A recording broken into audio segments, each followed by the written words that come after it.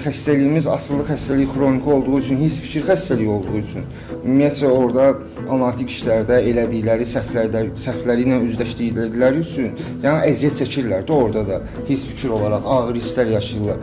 Bugünkü gündə mərkəz bitirib çıxandan sonra sizin eləməli olduğunuz daimi olaraq psixoloqla, rəhbərlə, ambulatorka rəhbərlə daimi əlaqədə olmaqdır. Yəni övlad ola bilər ki, çıxandan sonra hər hansısa bir xəstə fikrini hərəkətə çevirmək istəsin, sizi gəlib manipulyasiya edə bilər, aldada da bilər yenidən.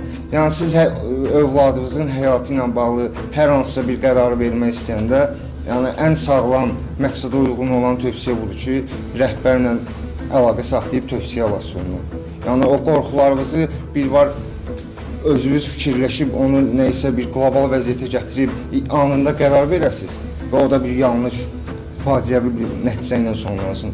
Amma olar ki, rəhbərlə, psixoloqla